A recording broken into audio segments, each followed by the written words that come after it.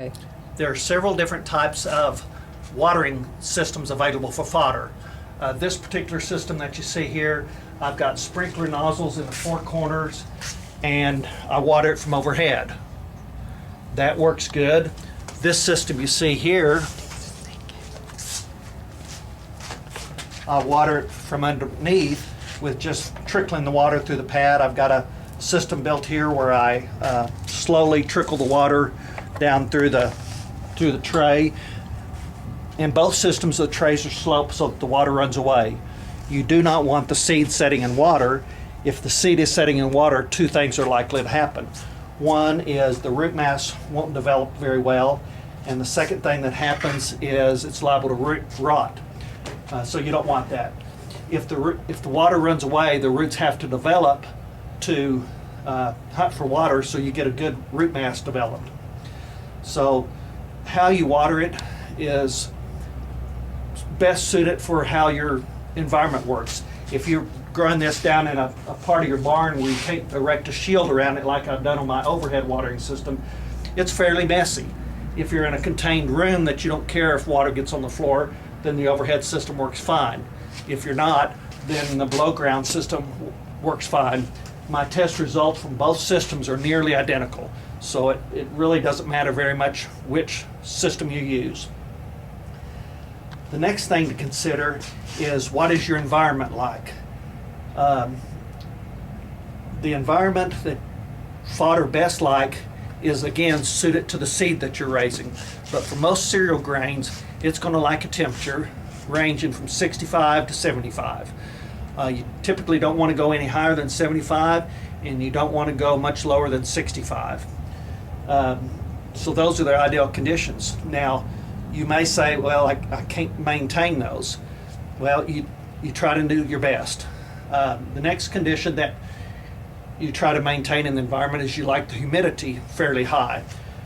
The reason you want the humidity high is because as long as the seed is nice and moist, it's going to want to grow. Now, we recommend between 45 and 65 for the relative humidity. I live in the Texas Panhandle where it's very, very dry outside.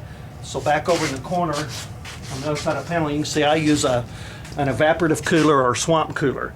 That works great because it puts both the humidity in the air and cools the temperature down. So that works good for here. If you're not in a place like that, you may have to use some refrigerated cooling. But the swamp cooler works great here because it does both things, controls both the humidity and the temperature. I have a temperature switch that starts the fan, and I have a humidity switch called a humidistat that turns on and off the pump on the swamp cooler to maintain the humidity that I want. So you've maintained the temperature and the humidity in the room, and it really likes that.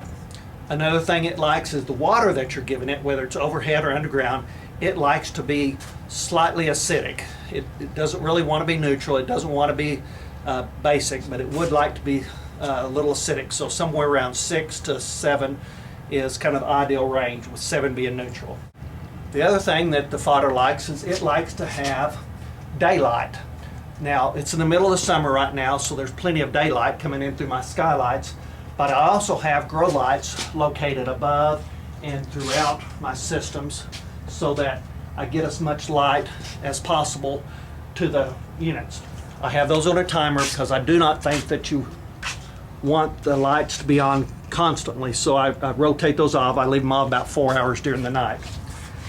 The other thing that is important, and if you think about this, we're really trying to duplicate nature as close as we can, or make it as close to nature as possible in its ideal conditions as possible. When you first plant a seed in the ground, for the first 2 days or 3 days till it germinates and sprouts, it is not in any daylight at all. It's buried in the ground. So for all practical purposes, the first day or two, there's no need for any light to be on it at all. Now, because of the way I rotate my trays out, it's easier for me to just put light on everything, but that's a consideration. If you have a place that you can control the light individually, then the first 2 days you would have no need for light, and you'd save a little electricity that way. The next thing that is very important is air exchange in the room. if you look at the fodder that's growing, you see this nice green blade. And again, we want to duplicate as close to nature as possible. So if it's outside in a field, it's getting constant air exchange across it. And by constant air, what you're doing is you're getting good air movement so that the air moves throughout the leaf structure. You're getting air that's full of carbon dioxide, full of oxygen, the things that the plant needs for photosynthesis to take place. And with photosynthesis in the daylight, you're going to get some extra growth. So those things are important. So in this particular room, I have exhaust air coming in with the swamp cooler, and in the winter when I'm not using the swamp cooler, I bring in outside air. So I try to change the air in the room once an hour. So if I do that, I'm assured that I have very good air temperature. Now I'm doing this in a corner of my workshop, or as you can see, it's pretty much taking up my whole workshop. But if you were doing this and you had the luxury of building and planning a building for it, then as you did your bringing fresh air in, you would run that through a heat exchanger to increase your efficiency. That's what it takes to grow fodder. Now, that sounds really easy, and it really is very simple to grow fodder. The catch comes in when you grow fodder efficiently and when you have to deal with the environment. For instance, I changed seed type about a month ago because I'd run out of what I had bought previously, and I got a little bigger seed. Well, it doesn't drain the same. It's a little denser, so I've had to make adjustments to my watering time. I've had to make adjustments to the slope of my machine.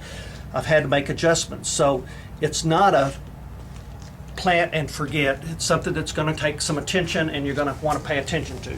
However, once you get it figured out, it works very simply.